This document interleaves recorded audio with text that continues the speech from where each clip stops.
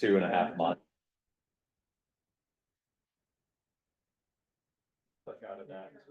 Oh, yeah.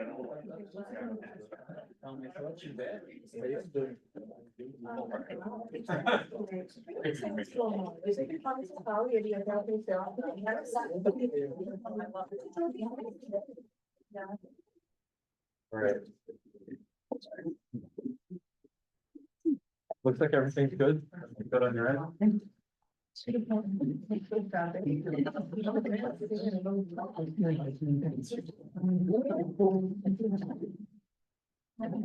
Yes.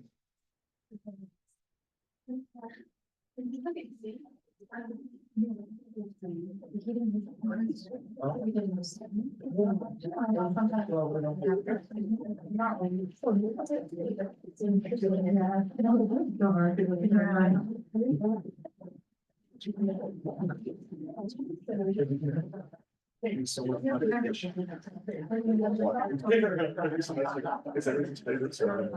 Other way, It's super. And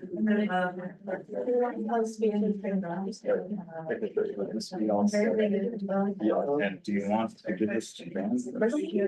We have this, we'll pass it around. Do you mind if Tristan just has the mic? Is that, do you mind if Tristan just has the mic? Just just so you can like the media. That's fine, I don't need mic. Well, if you want, you You want me to get, I can be better. I'll just yell. Well, sure. Say something good? Testing. Yes. Well,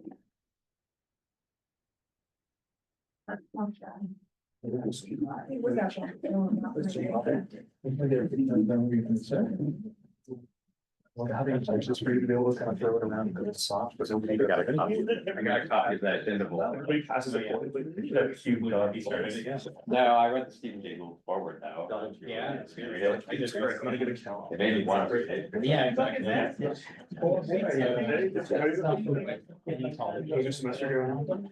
It's going. I don't think I will. Manuscript got set. Which draft? Like that's arch, anti-Darwinian, it's like, it's running in a parallel thing, so like. I'm reading.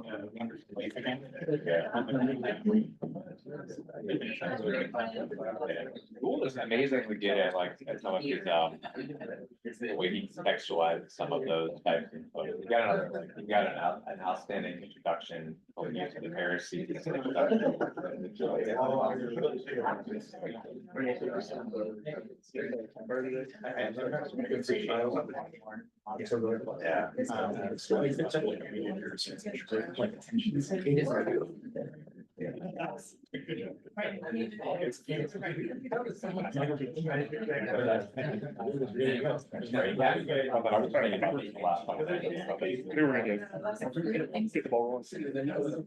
Apparently I'm on here. All right.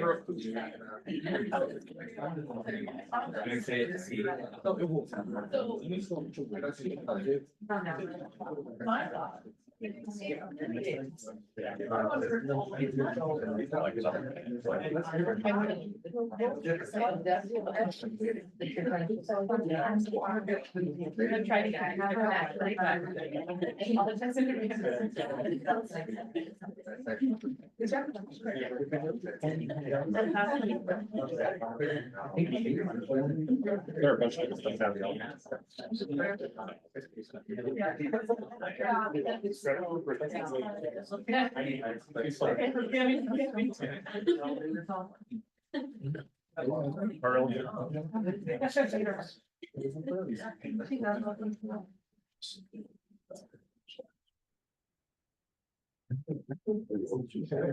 Oh, was that confused? The awkward silence. Let us continue. We are waiting for a few folks who are coming. Apparently stuck in an elevator locked down, so. You have the coolest email address. You obviously requested it special. They were like.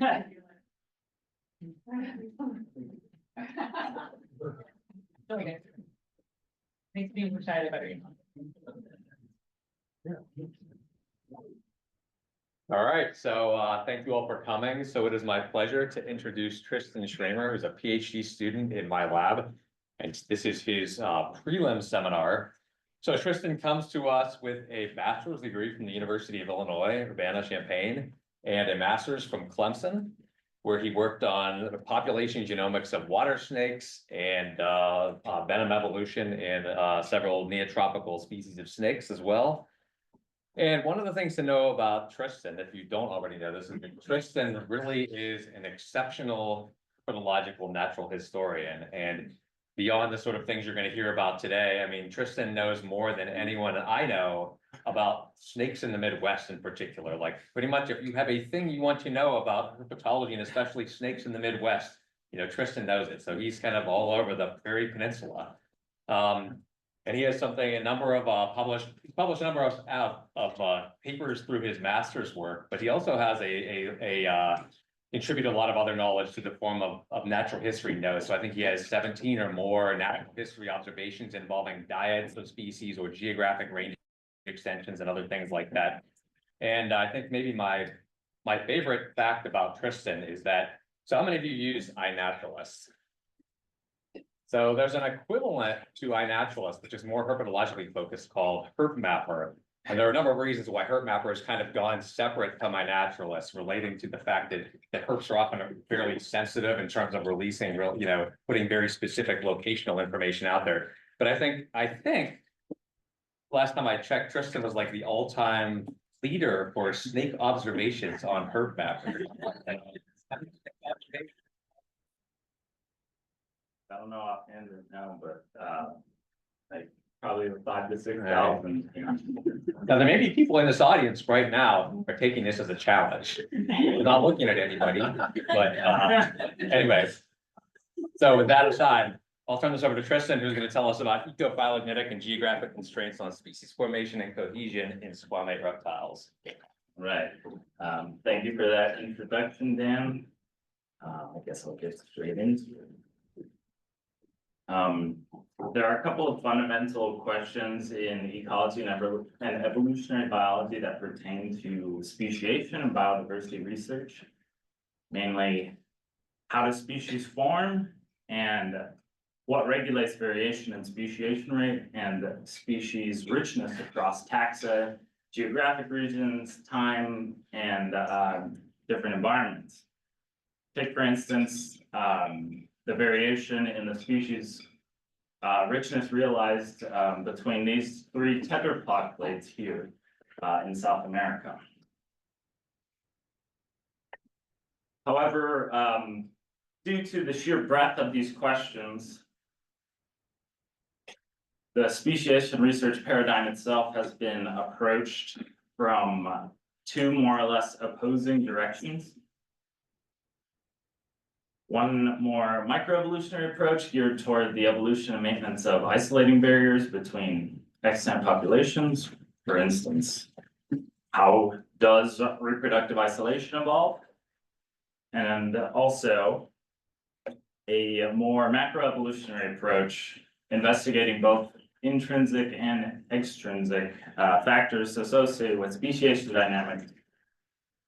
So, this approach might tackle a question like, why is there an imbalance in species diversity across the tree of life? And as such, this more macro approach is thus intimately associated with explaining patterns of species richness, which frequently requires thinking about extinction as well as geographical range dynamics in addition to speciation.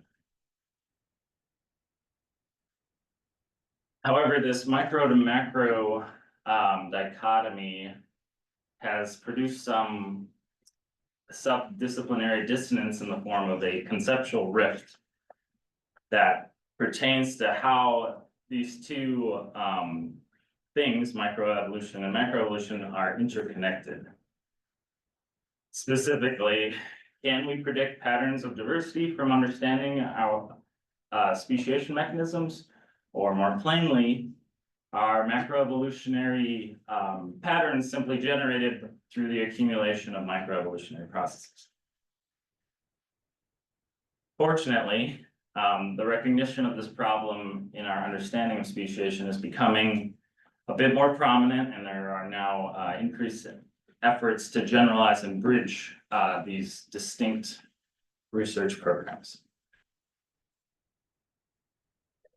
One currently ongoing line of investigation is focused on testing associations between putative microevolutionary controls and speciation rates in a comparative framework. So the general idea is that if a given microevolutionary process is a major control on speciation, then contemporary metrics related to said process should correlate with macroevolutionary speciation rates. So in this schematic here, we have two populations, species tips in the tree. And if you were to measure some sort of demographic process like population isolation, perhaps through isolation by distance declines, you could then relate the speciation rate at this macroevolutionary level to said measurement to see if there is a correlation. However, the bridging efforts in this sense have yielded little correspondence thus far.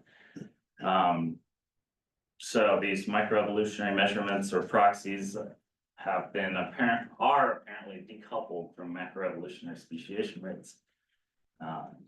These are just a few papers that have come to that conclusion, several from this department.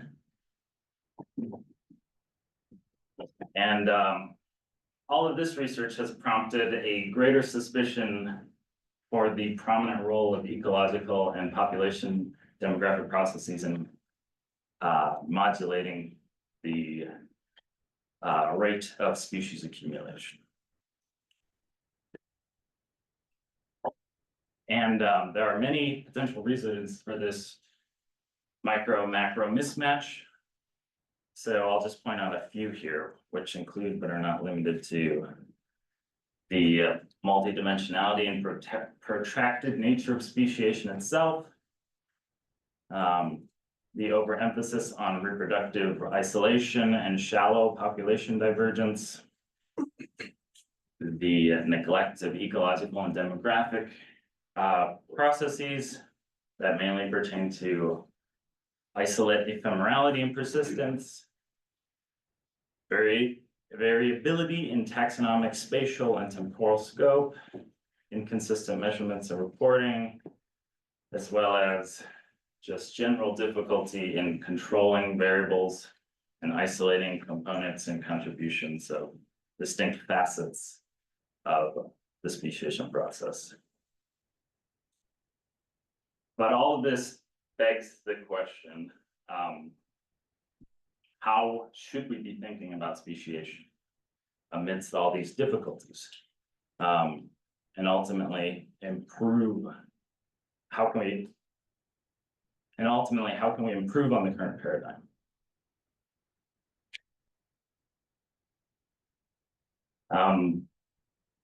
In this context, my proposed dissertation research seeks to embrace and span this specter of speciation in a hierarchical or nested fashion, from these broad conceptual and macro scales to more refined and higher resolution empirical and micro scales. And specifically, I seek to investigate some potential controls on species formation and cohesion in squamate reptiles from a predominantly ecophylogenetic and geographic perspective. And hopefully, I will be able to explore these broader questions through my research. One, how does controlling for tip unit consistency impact interpretations of macroevolutionary speciation rates and speciation more generally? Two, how does phylogeny and trophic ecology mediate sympatry across squamate radiations? Three, How robust are these macroecological results when interrogated with higher resolution distributional and ecological data? And 4, how do extrinsic and intrinsic factors modulate species cohesion across heterogeneous environments and spatial scales? Okay. So, I'll spend the vast majority of my time on this first chapter. But I'll give general conceptual overviews of the subsequent chapters as well. But to start off this first chapter, I'll first give a little bit of conceptual background.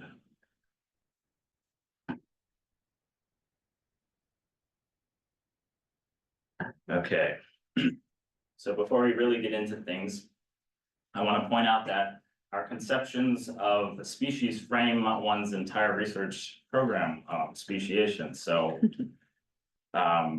ultimately, we cannot study how species form until we determine what they are. And we must take a step back and ask ourselves then, what do we want to mean by speciation? So if you take a moment to qualitatively think about different evolutionary radiations, you might notice some pretty substantial differences in and among clades and how they apparently diversify. For example, on the left here, we have in the box, we have a few examples of radiations like Batrachoceps salamanders in California and monarchs in the Solomon Islands that are primarily composed of a bunch of geographically isolated allospecies with relatively little ecological divergence. Some authors have termed these non-adaptive radiations, but categorizations aside, they seem to fill space separately and don't seem to aggregate in any given place. On the other end of the spectrum, however, we have many of the classic so-called adaptive radiations, like Darwin's finches and Lake Malawi cichlids, which seemingly have much more ecological versatility, manifesting in many more sympatric or co-occurring species. So there are indeed many relevant biological differences between these kinds of species. So shouldn't we be a little bit more thoughtful when considering our broad, expansive comparative studies? Speaking of species not all being the same, we have the additional challenge of subjectivity and taxonomy writ large, which creates artificial noise with no real basis in biological reality. So some examples of where this could come from includes the differential treatment of subspecies across clades, differing methods and species concepts, and perhaps even the differential access to resources like sequencing technologies. On the right, we have an example from neotropical birds, where this clade has gone from 11 to 49 species from 1990 to 2020. So, given the magnitude of some of these changes, we really need to, as biodiversity scientists, we really need to think about how we can future-proof our analyses to make them robust to any sort of taxonomic changes in the future.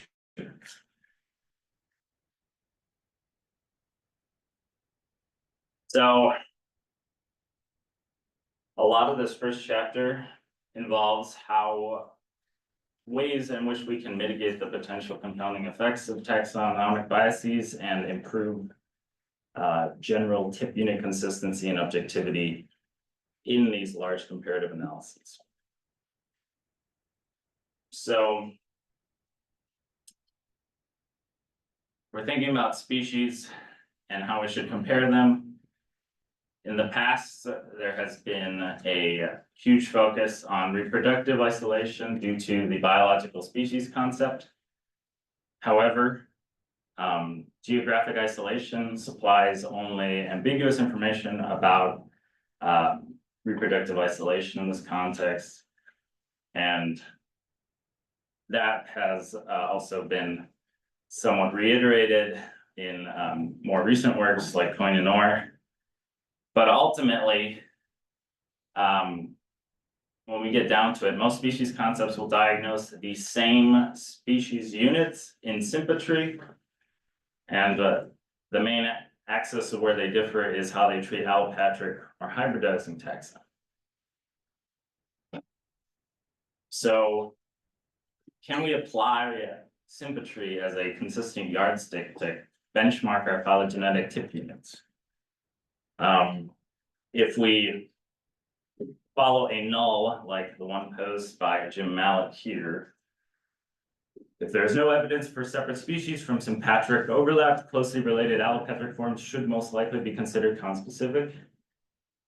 How do those inferences change before and after implementing a rule like that?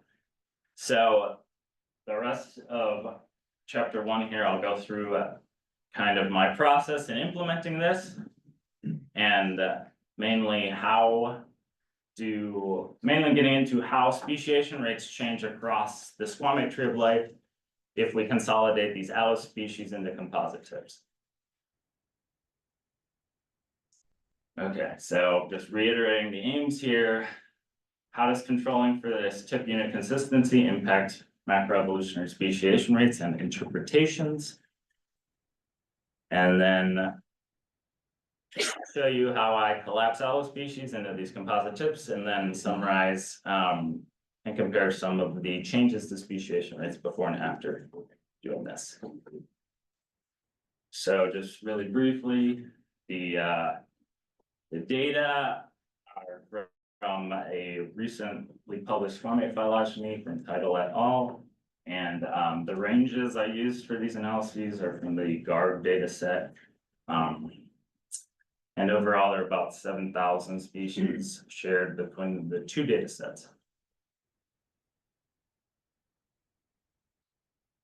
So I also am going to narrow the scope just for this talk. So instead of showing you all the results across all squamates, I'm going to focus specifically on a number of New World radiations. So we have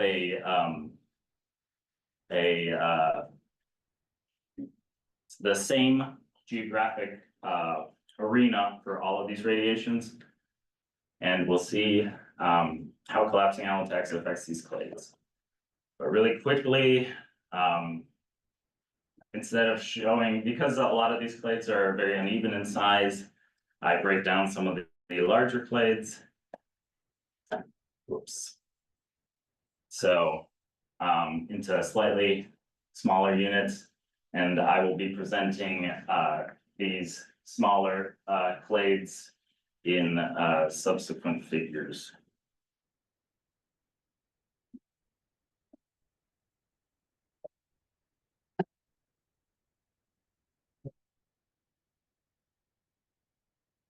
So to identify allospecies, I've coded an algorithm that will evaluate every node in the tree, starting from the shallowest to the deepest.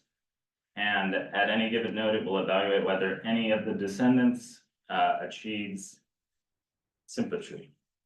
So if we were to do it on this tree, we would flag the node between AB and DE as being allopatric, and therefore those nodes would get collapsed.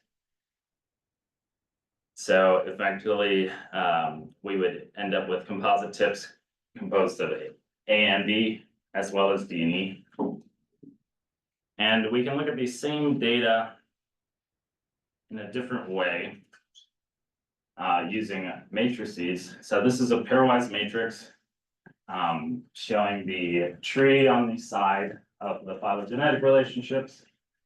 And that white off diagonal is the comparisons between the same tips.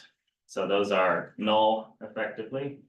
And every other, but for example, if you follow the first row going left to right from A, you'll hit the sympatric designation with taxon C, for example.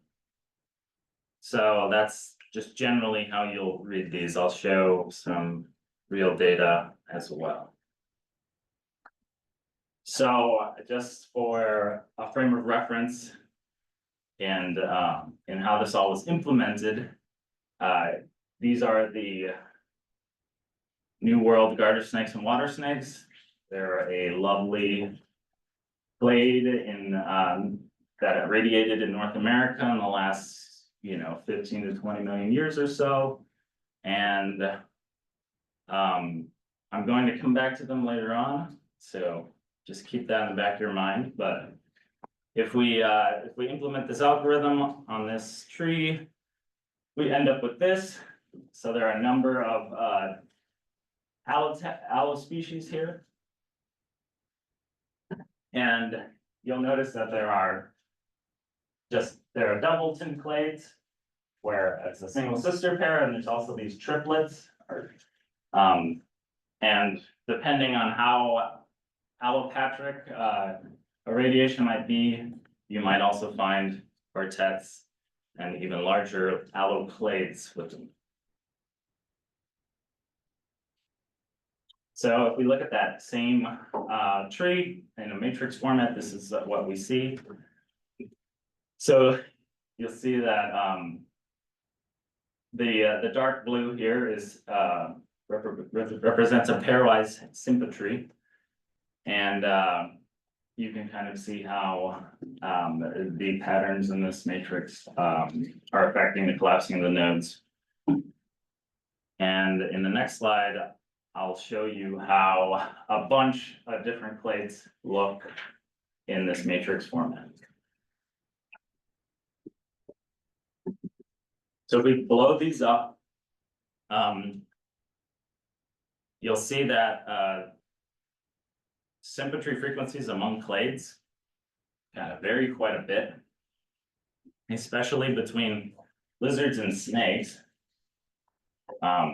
And yeah, if you look at these qualitatively, you'll see a lot more blue relative to green in certain clades than others.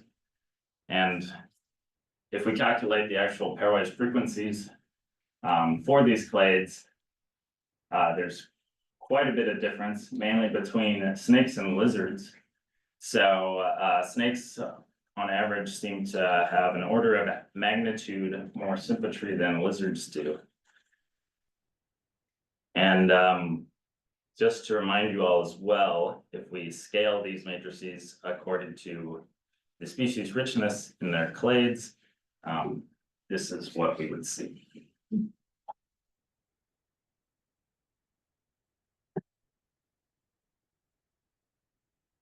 Okay.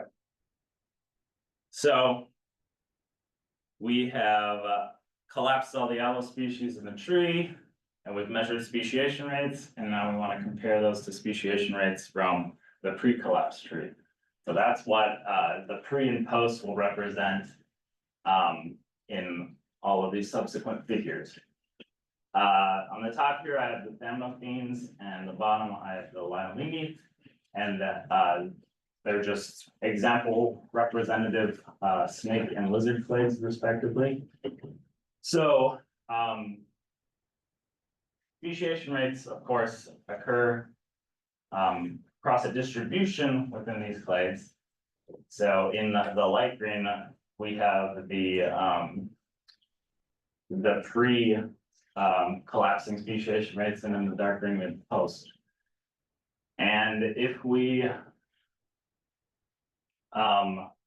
take the means of those distributions, denoted by the dashed lines, we can kind of see the relative change in speciation rates for each clade. So in the next figure, I'm going to be focusing on the differences in those means.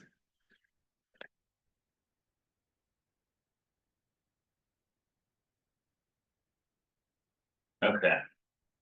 So in this plot here, I've represented the differences in those means with the pre and post kind of mean points, and then a bar between them to help you visualize the actual distance between those points.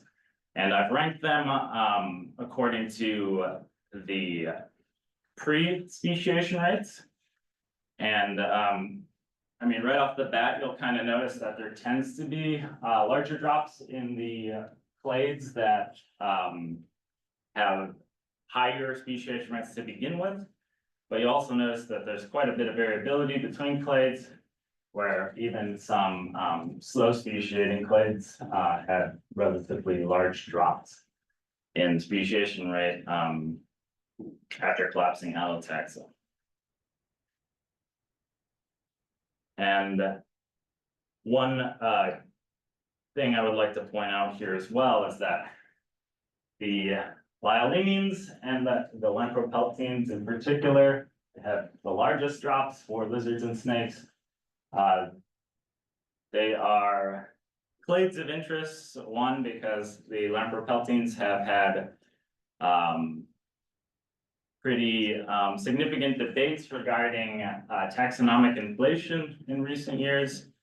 And the lyolemines have are becoming a relatively popular model system for looking at diversification in and they have diversified in like the Patagonian region and in the Andes. And there are numerous studies now that have suggested that the Andean uplift in their geologic context is a major driver in their diversification.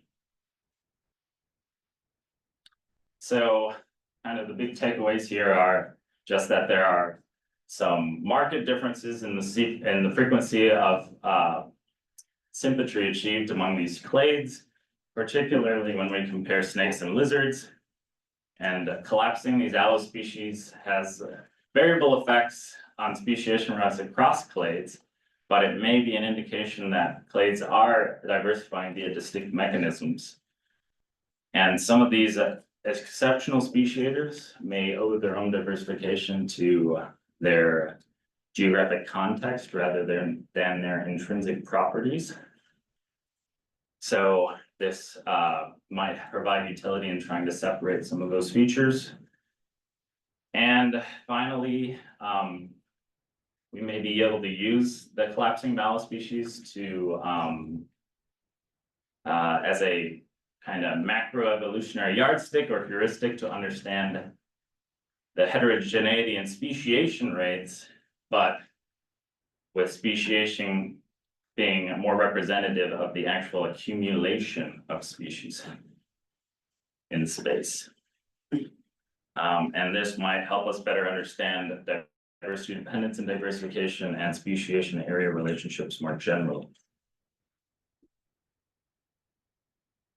Okay. So that's all I'll cover for chapter 1 here. I'll go through my subsequent chapters in much less detail and more conceptually. And yeah, I'll be happy to take questions after that. Okay. Chapter 2. So in general, going into the aims here of chapter 2, I want to emphasize kind of Darwin's hypothesis or principle of divergence. And that was denoted in the only figure in the Origin of Species. But it effectively leads to the expectation that close relatives will tend to be more similar in ecology due to shared ancestry than more distant relatives. And this will kind of lead to the divergence of the ecological divergence and or morphological divergence between co-occurring species due to competition. So mainly, at a very broad macroecological scale, I want to know, does trophic ecology and phylogeneity mediate sympatry across squamates more generally? And the two main aims here are to model sympatry as a function of phylogenetic divergence and with published ecological data sets. And then to also test for clade-specific and biogeographic effects. So if we model sympatry, or if we model these transition rates from allopatric to sympatry with according to time since divergence, we might expect variation in the rate and shape of the function that explains this. So on the two plots here, I have put I've made scatter plots of just phylogenetic distance or divergence time and the proportion of range overlap among different species pairs, just to illustrate this concept. But then if we use a model to fit a line representing the probability to sympatry, we might expect very different patterns between clades. So in doing this, I'm hoping to assess whether the accumulation of ecological differences between species mediates these transitions at all, mainly focus on aspects of trophic ecology and trophic level. And I want to compare these relationships between clades and biogeographic realms. And just some additional examples here. If we look at some of those New World snake clades, for instance, you can see that these all have the same X scale for reference. But you can see that among these clades, there's quite a bit of variability in how much sympatry is achieved and how quickly that sympatry is achieved.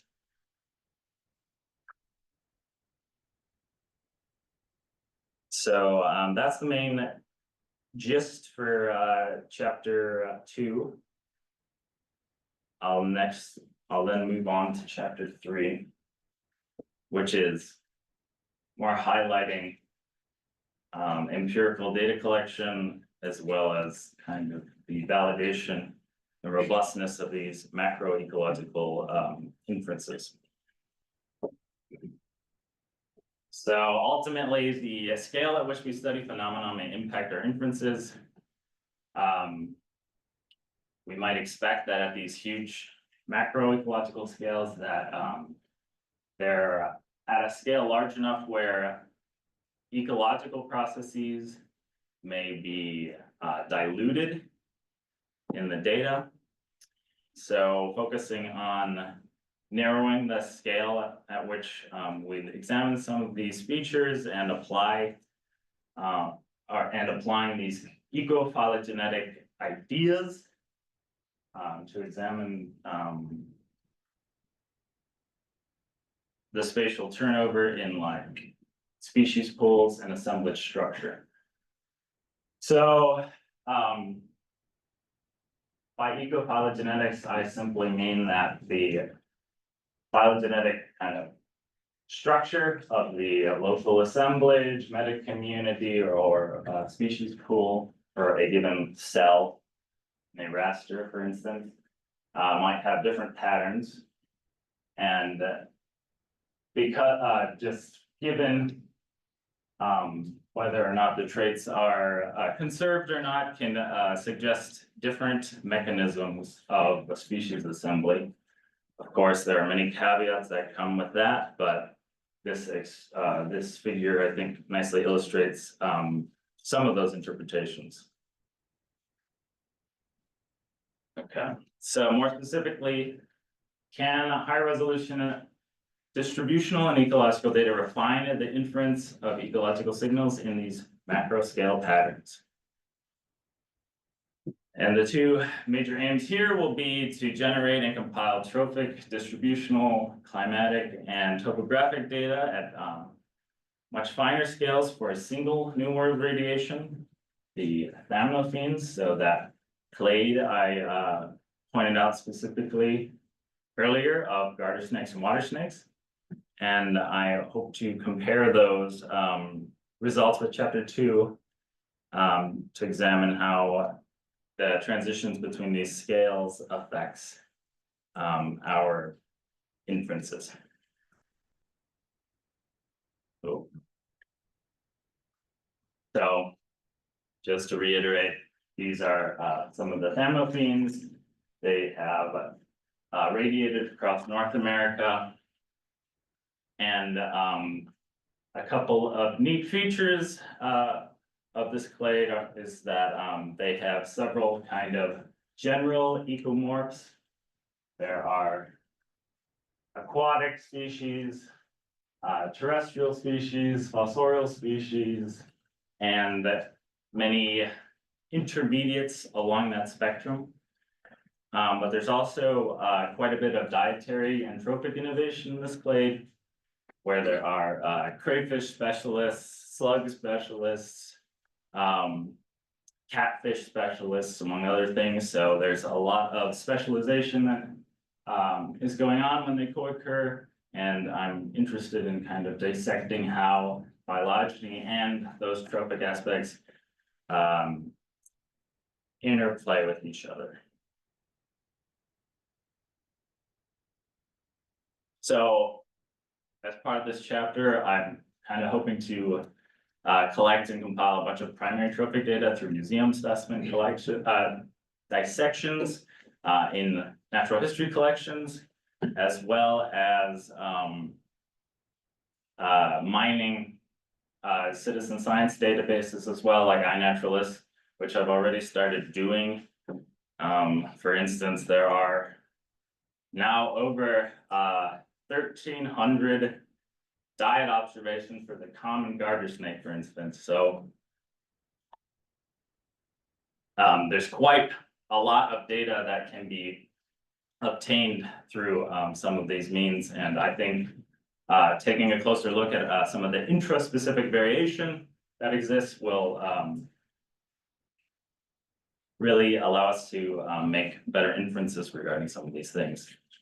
And the other kind of major thing I want to point out here is I would like to collect these distributional data as well and generate revised range maps using species distribution models. But in doing that, I also want to test how much environmental versus geographic overlap different species have. So you can imagine that two species might be allopatric and not overlap at all in geographic space, yet in environmental space, they may be highly overlapping. And that may lend some clues as to, what other processes could be structuring the spatial arrangement of these species. Okay, really quickly now, on chapter 4 is trying to get more at the how aspects of space and the spatial arrangement of populations could interface with speciation. So species cohesion isn't a well-defined term, but it typically refers to the shared genetic or demographic properties across space and time within metapopulation lineages. And that species may differ in the degree of cohesion based on either or both intrinsic and extrinsic factors, such as their dispersal ability or how apt they are to adapting to local environmental conditions in heterogeneous situations, etc. So main goal of this chapter is trying to disentangle how extrinsic and intrinsic factors modulate species cohesion across these vast and heterogeneous environments and spatial scales. Mainly with the idea of generating range-wide genomic data for several species groups in the thamnophenes that apparently differ in how much cohesion they achieve, and I'll show a couple examples. And also to characterize and compare patterns of isolation by distance, isolation by environment, and genomic clonal variation more general. So as one example here, this is the plains garter snake group. So we have the thought to be parental species in the Green Range, and they range all through the Great Plains and the Prairie Peninsula. But we also have these much more fragmented Great Lakes relicts, which are also much more ecologically specialized.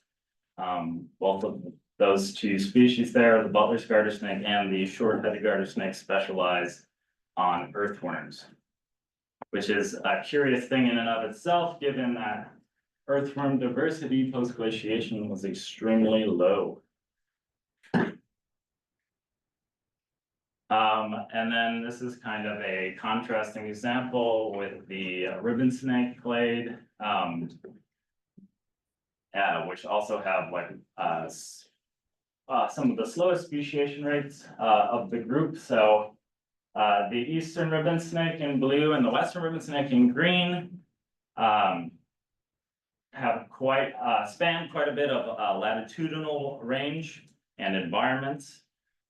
Particularly the western ribbon snake, which spans from southern Canada and like northern Wisconsin all the way to Costa Rica, has very little morphological differentiation, which is why it remains a single species, but nobody has ever investigated the genetics of this species group at all. So we really have no idea if there's potentially cryptic species within this, or if they really are just extremely cohesive in that sense. So that's what generally what I'm hoping to investigate, and I will leave it at that given time. But I just want to thank my committee members, Gideon Bradford, Marjorie Weber, and Brian Weeks, and of course my committee chair, Dan Roboski, and the rest of the Roboski lab and all my other friends in EEB, and I'll leave it at that.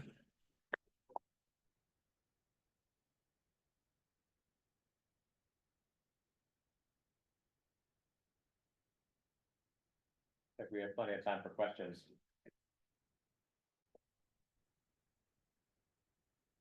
Matt? Or I guess let them bring me the cue to you. Thanks, cool stuff, Tristan. I was just curious about the sort of coarse versus fine granularity of the sympatry. Thinking of something like a Sky Island rattlesnake, like a twin spot rattlesnake. But if you had like a coarse overlap, would overlap with a Mojave rattlesnake, but they aren't really ever sympatric. So how do you deal with that? Well, that's like one of the major things I'm hoping to get at in my third chapter. So there is quite a bit of disconnect between, you know, drawing a polygon on a map and the actual like realized syntopy, the realized co-occurrence of species at a single locality. So part of one thing I do want to address in that chapter is whether or not these cases of sympatry can actually be validated with actual surveys and just literature accounts and other things like that to see whether or not there could be like microevolutionary occurring and other like mosaic sympatry. Martin? That was really fun. I was wondering two things. I guess one was like, are there cases, when you go to the allo species, are there cases where like your understanding of the ranking or like our interpretation of like bigger interpretations of hypothesis might flip like, oh, this group is like a much bigger, or has a much faster speciation rate, or net diversification rate than this one, if we're not looking at just allospecies, but we're just looking at allospecies, that totally like flips our understanding of. Yeah. So, Are they pretty subtle? nothing's. It's hard to place the biological relevance of like those changes in like speciation rate according to like the birth death model, but obviously collapsing allotaxa pretty much will always drop speciation rates. So the main comparison is going to be like the relative amounts of drops. So you can imagine groups that achieve much more sympatry and have higher ecological versatility would drop much less and remain high. Whereas groups that have previously high speciation rates, but then don't after collapsing, might have a very different interpretation to go with regarding how they have diversified. Does that answer the question? I am wondering if there's any like big hypotheses that have been like long-standing in squamates, like long-supported squamates, that like that gets kind of turned on its head or something. Well, You haven't I done mean, that. something that I pointed out the lyolemines in particular, because they are like outlier lizards in having just kind of like very high speciation rates for that clade. I can pull up a figure really quick. So this is from one of Dan's papers. So you'll see in general that snakes have just much higher evolutionary speciation rates, macroevolutionary speciation rates relative to lizards. But among lizards, these lyolemines have just substantial rates. So, I mean, in terms of that group, they had like a gigantic drop in speciation rate upon doing this, whereas in snakes that the drops were much less severe. So it might also help explain why snakes are so interesting and their ability to kind of carve out ecological space. I have one more quick question, which is like that sympatry. The differences in the number of species that are described in sympatry, some of that's like resources or or differences in the definitions of splitting versus something, but then some of it'll be real. Is there any hope for teasing those apart, or maybe starting to get Is it? there any hope? Yeah, like for pulling out, like, oh, maybe so it's real. I think we need to be a lot more creative than we've been in treating species and our kind of fundamental units of like the biodiversity we're looking at and what we're trying to answer about it. So I think, and I think the field is starting to go this way where like we're thinking about speciation more multidimensionally.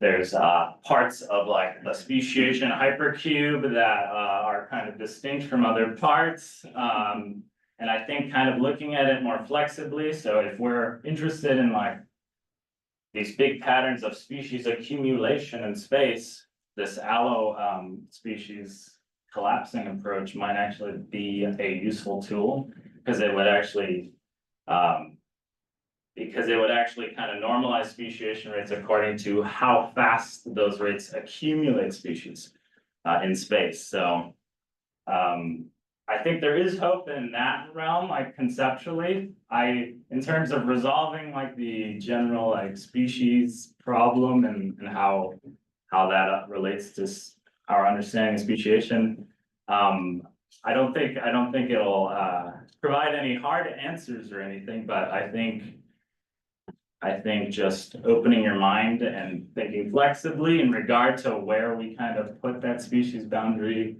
will go a long way. So.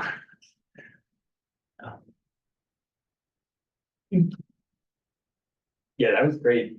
Super interesting questions. Yeah, there's a lot there, and I'm on your committee, so I'll get the opportunity to talk to you more. But one of the things I was curious about was the first chapter, sort of in the preamble, you talked about this disconnect between micro and macro and the mind the gap.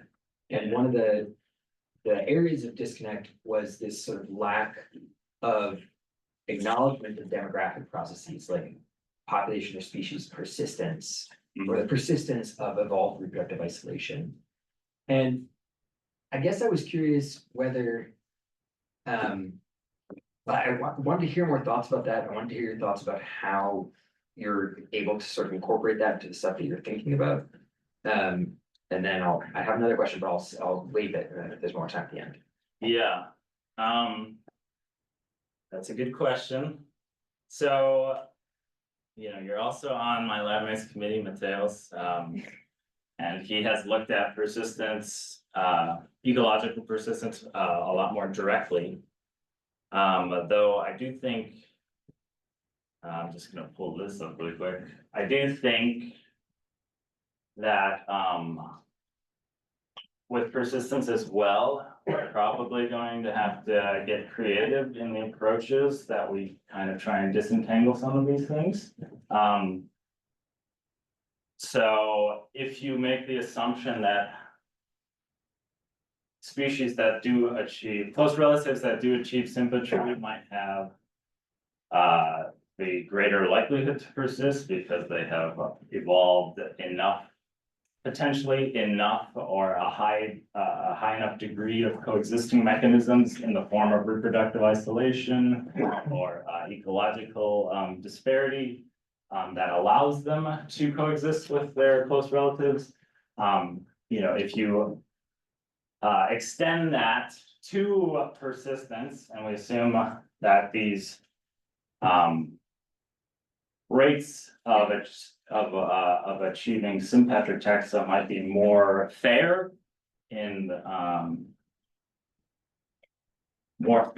or potentially weed out some noise in regard to what lineages might or might not persist. Because to achieve sympatry to begin with, either there's the potential that there was parapatric or sympatric speciation, of course, but more likely than not, there are more likely bouts of allopatry. So the fact that they are sympatric today kind of suggests that there have been range expansions and there might be more demographic health, for lack of a better word, in those populations.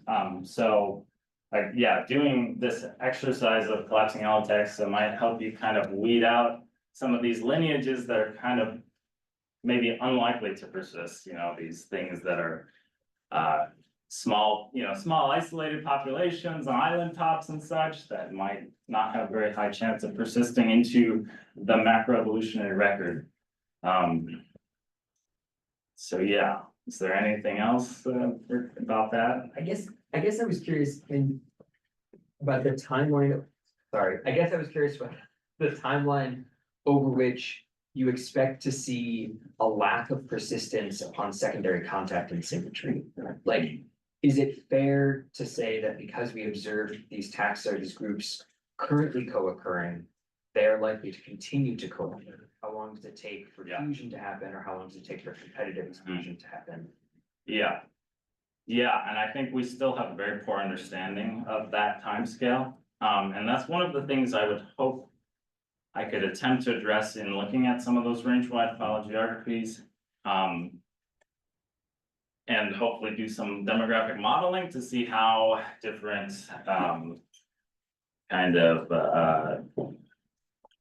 structured metapopulations within species have come in and out of contact potentially, or how species within the same species group have gone in and out of contact with time. Because more than likely, I believe that, the idea of strict allopatric speciation is probably an extreme oversimplification of things. And I expect that there's probably much more dynamic range evolution going on there. Yeah, Dan? So we're about to wrap up, but I just want to ask you one quick question. So can you toggle back like 4 slides to where you had the range maps of the ribbon snakes, for example? Yeah. And I'm gonna ask you this just because I know that you know something about these snakes. And this kind of follows up on Matt's question a little bit. So like when you look at this and you look at the range map for example, the short-headed garter snakes and Butler's garter snakes, for example, Yeah. like. What the heck is going on with these things? Like, this is obviously like important for thinking about even measuring sympatry, but these distributions are really weird. So if you try to like project onto like, ooh, is it tracking the Prairie Peninsula? No. Is it tracking just places that might be the most disturbed by humans? Not necessarily. So like, what is going on with these range maps that are so patchy? Is this like a real phenomenon? Is it a sampling phenomenon? Is this human disturbance causing extirpations of things or what, like in your interpretation? Yeah,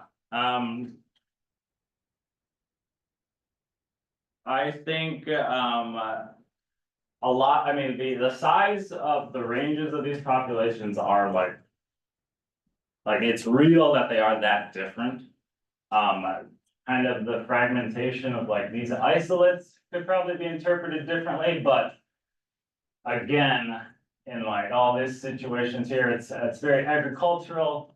We've more than likely caused extirpations in those regions because specimens haven't been collected at like, Ohio outside of like the Lake Erie border for like 50 years plus. So I mean, I think there is a reality to that. But everything's dynamic. The Prairie Peninsula kind of extended.